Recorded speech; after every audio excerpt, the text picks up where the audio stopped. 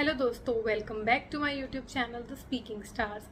मैं हूं आपकी एस्ट्रो फ्रेंड शिवानी। आशा करती हूं आप जहां भी हैं मस्त हैं, स्वस्थ हैं। इसी आशा के साथ आज का टॉपिक जिस पे हम बात करने वाले हैं वो है मेरी सन इन डिफरेंट हाउसेस की सीरीज़ का नेक्स्ट टॉपिक, जो कि है सन इन द 6th हाउस। जब सूर्य आपकी जो नेटल चार्ट है, लगन चार्ट, उसके छठे भाव में होता है तो कैसा प्रभाव पड़ता है उसका आपके ऊपर, इस वीडियो में हम ये जानेंगे।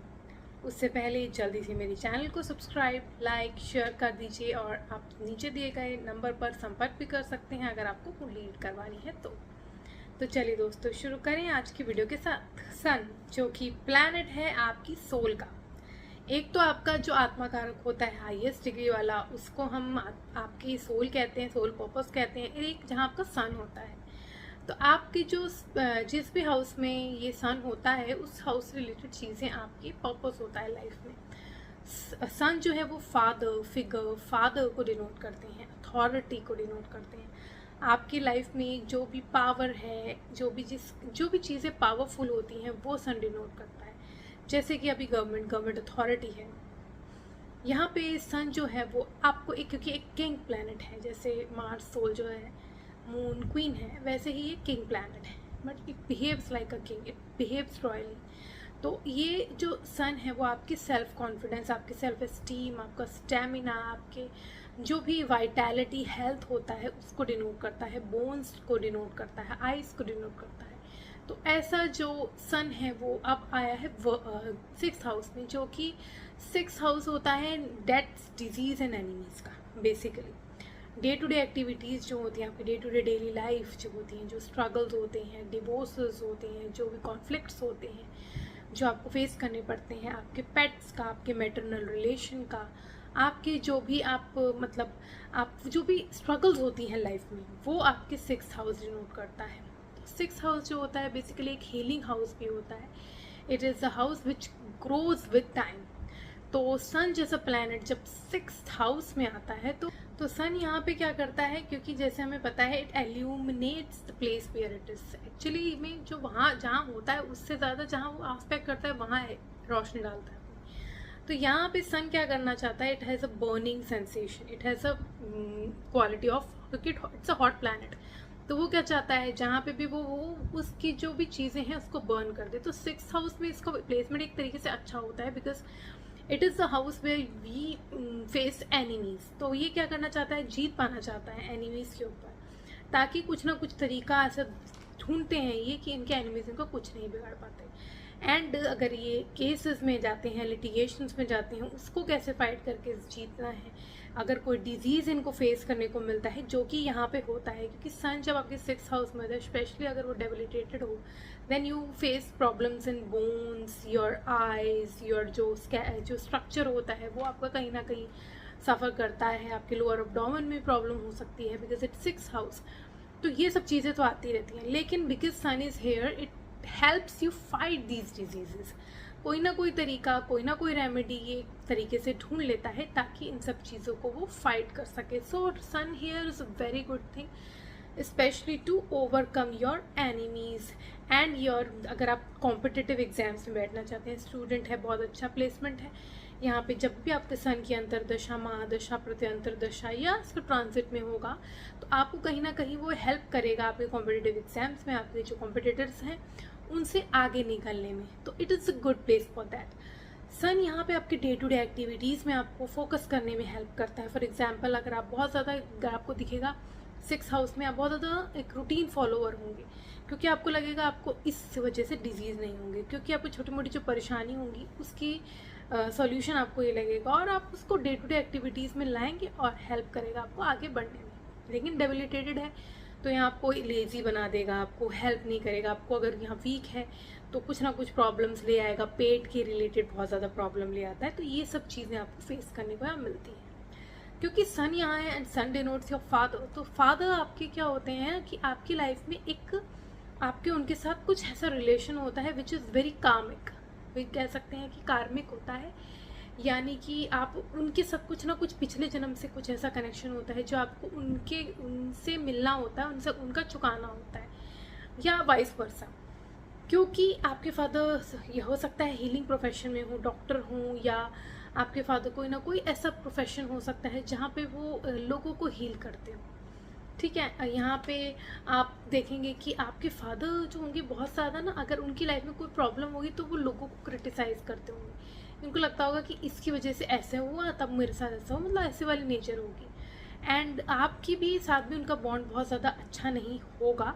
यहाँ पे क्रिफ्ट होते हैं रिलेशन में, बहुत ज़्यादा गैप्स होते हैं, इतना कॉर्डियल नहीं रहता, क्योंकि आपके फादर आपके वर्क में भी कुछ ना कुछ ऐसा ढूंढते रहते हैं। क्योंकि अगर आप कोई काम करते हैं तो उनको लगता है ये नहीं, ऐसा करना चाहिए था, आप कुछ भी कर लीजिए, लेकिन उनको सेटिस्फैक्शन वो नहीं मिल पाती, which creates gap in your relationship, because जो अप्रिसिएशन आपको अपने फादर से मिलनी चाहिए वो नहीं मिल पाती।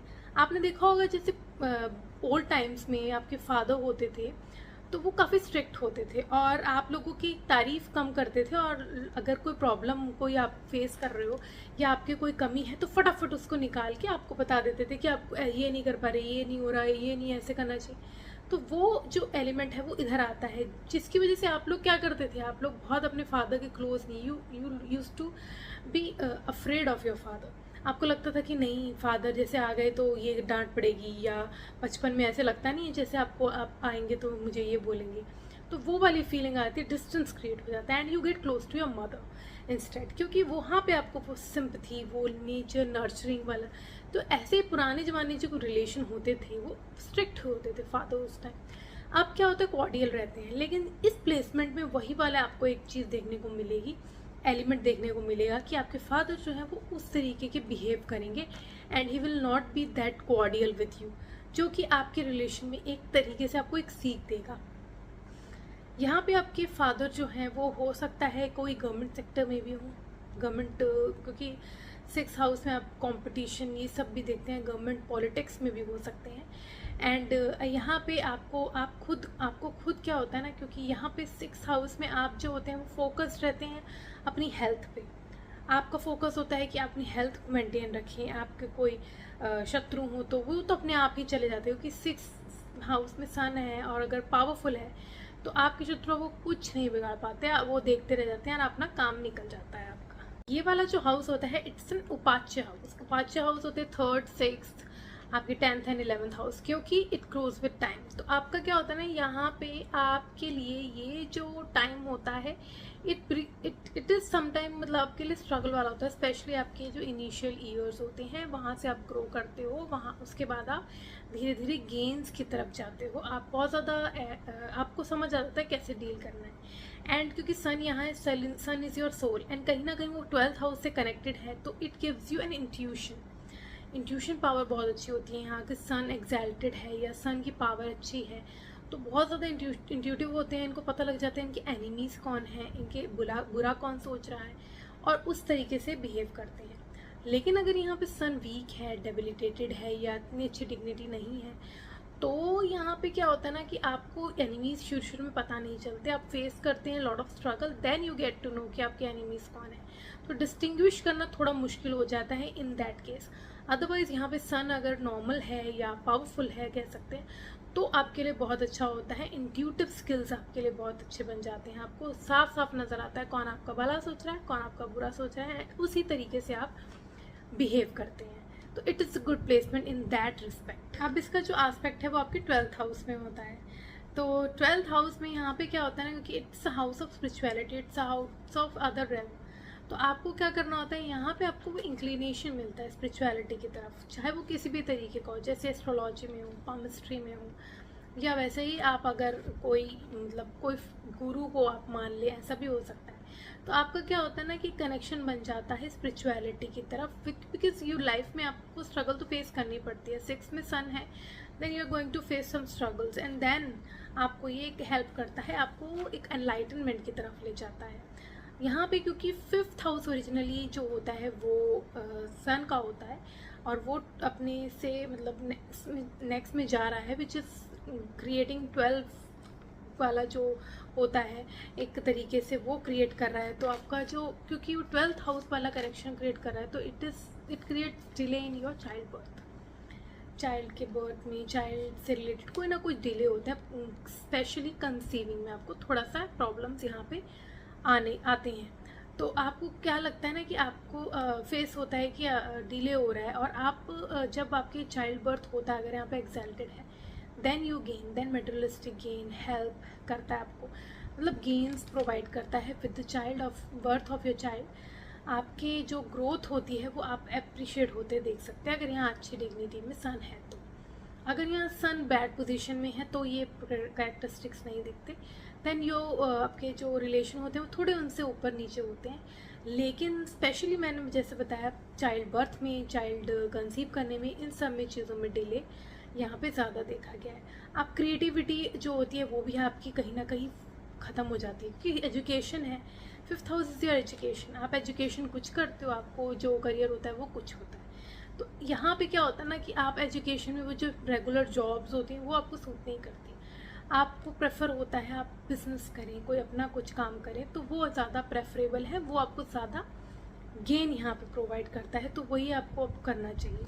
एंड जैसे मैंने बताया उपाच्य house it grows with time. अगर यहाँ पे अच्छी डिग्निटी में सन है, आप देखेंगे कि धीरे धीरे आपको वो सब मिलेगा जो आपको चाहिए था, बट स्ट्रगल आपको फेस करनी पड़ती है। एंड अगर यहाँ पे अच्छी डिग्निटी नहीं है तो थोड़ी ज़्यादा करनी पड़ेगी, थोड़े ज़्यादा समय तक करनी पड़ेगी, 40s के बाद आपको रिटर्न देखने को मिलेगा। तो थोड़ा सा ये डिफरेंस रहता है कि 20s के अर्ली 20s में आप जो होते हैं भुगतते हैं, और उसके बाद लेट 20 में आपको धीरे धीरे समझ आ जाती है, चीज़ें मिलने लगती हैं। लेकिन अगर डेबिलिटेटेड है तो थोड़ी लेट मिलती है। तो this is the main difference. लेकिन हाँ, यहाँ आपके फादर के साथ तो आपका कार्मिक अकाउंट बनता ही। जैसे मैंने बताया 12th में आस्पेक्ट बताया, तो 12th जो होता है वो अगर आपको मान लीजिए वहाँ जुपिटर है, जुपिटर जैसा प्लैनेट है, तो आप समझ लीजिए कि आपका तो ये जो आपके फादर के साथ रिलेशन है वो बहुत ज़्यादा ख़राब नहीं होंगी, कॉर्डियल रहेंगे। इतने नहीं कि बिल्कुल ही एकदम मेल मिलाप हो रहा हो, लेकिन जैसे मैंने बताया ख़राब वैसे भी नहीं होंगे। तो डिपेंड करता है कि डिग्निटी कैसी है, आपका एस्पेक्ट कौन सा है। जुपिटर का अच्छा एस्पेक्ट है, मरकरी का है, वीनस का है, ये सब जो होते हैं वो डिफरेंस ले आते हैं इसमें। तो आज के लिए इतना ही। मेरी नेक्स्ट वीडियो में हम बात करेंगे sun in the 7th house. For that stay tuned, stay connected, do subscribe my channel and नीचे दिए गए बेल आइकन को ज़रूर प्रेस कर दीजिए ताकि आपको मेरी लेटेस्ट अपडेट मिलती रहे। तब तक के लिए ओम शांति, thank you and take care.